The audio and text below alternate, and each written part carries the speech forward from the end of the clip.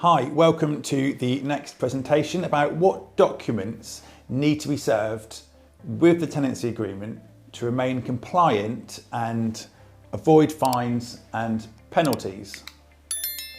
So in today's agenda, next few minutes, we're going to look at what documents need to be served, the consequences of not serving those documents correctly, where you can find those documents, and how you might decide to serve them. So I'm going to guide you through each of these steps. At the end, I will explain how you can achieve all of these things to make sure that you know all your documents are served correctly.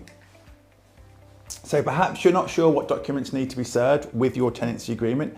Perhaps you don't know the consequences or the risks you face if you don't do that correctly.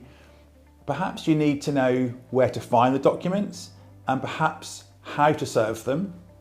Perhaps you're worried about generally not being compliant in your tenancy agreement. So we can help you with all of those things, but first, quickly about me. I'm an accountant, or have been for the last 20 years in the corporate career. I'm a landlord since 2005 and been investing in refurbishing properties during the last few years. I established Jones&Co in 2014 and I've been a letting agency speaker to groups of investors since 2016, and I've been hosting a property meeting since 2019, and more recently we started a podcast and the host of that podcast since 2023.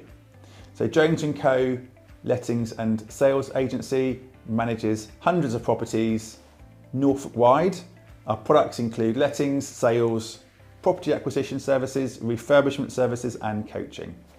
And we have a wide network of property professionals that we have access to.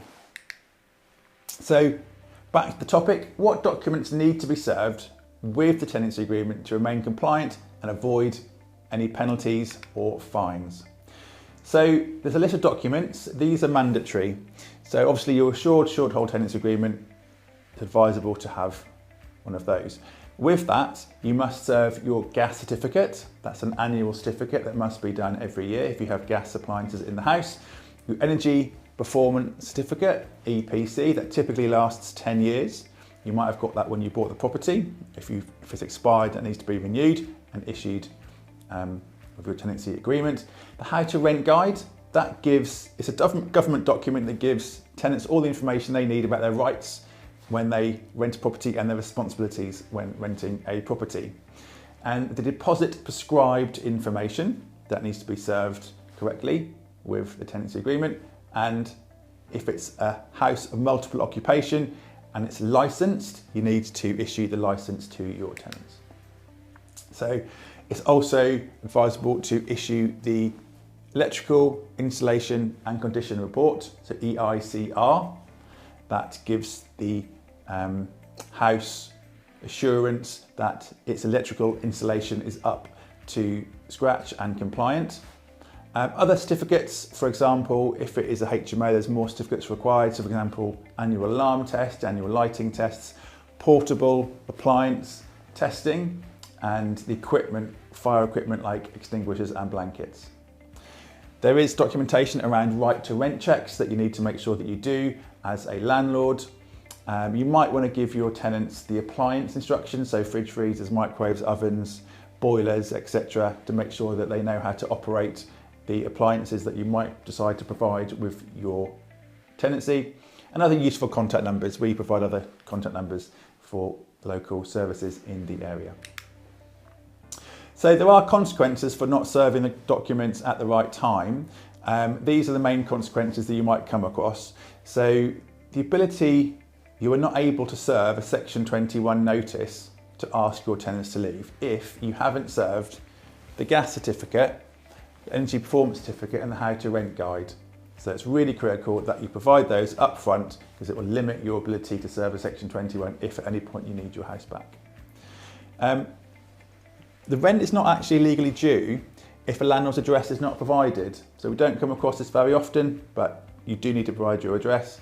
Otherwise, technically, your rent is not due. So the court may also order you to pay up to 3 times the amount of the deposit and in fact repay the deposit if you haven't protected it in the correct way.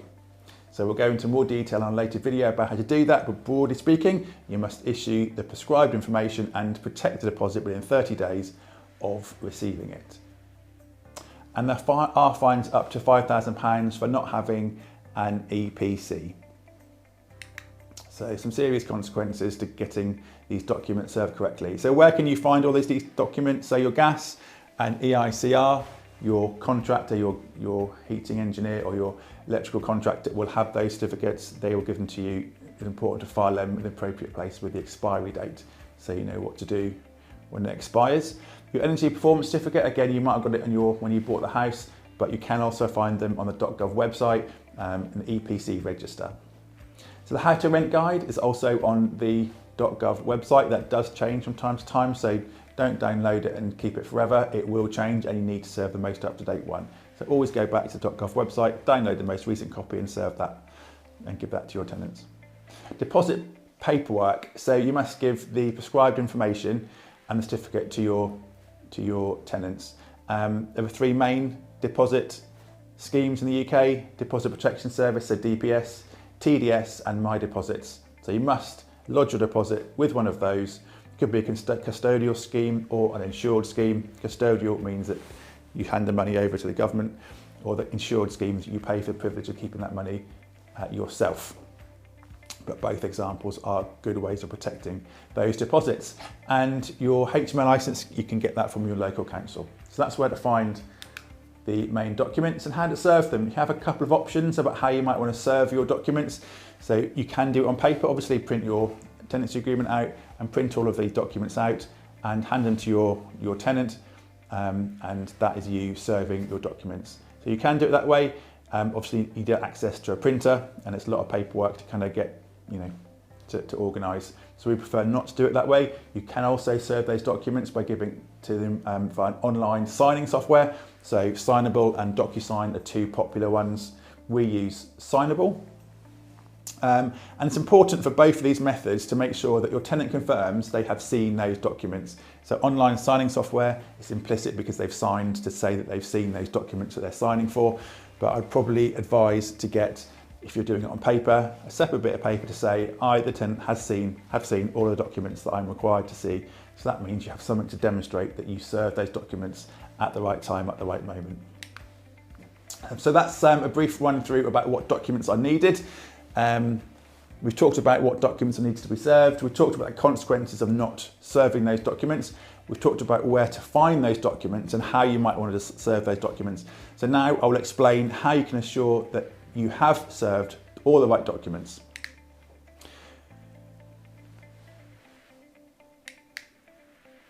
So if you've enjoyed today's presentation and you would like me and my team to help you do this for you, please book a phone call with a member of my team by clicking on the link below this video. We have spaces to take a few phone calls, but the spaces do fill up, and when they're gone, they're gone. So book a phone call today in the link below this video. And we will listen to your issues on that phone call. We'll understand what you are looking to achieve and we'll give you our best advice. So if at the end of the phone call, it feels like we are a good fit for you, we'll see if we can work with you. So until next time, please subscribe to this channel. Lots more content always published on this channel. Like and comment all the videos that you get value from, and click on any of the links below to get more of our free content. And in the meantime, here is to the success of your property business.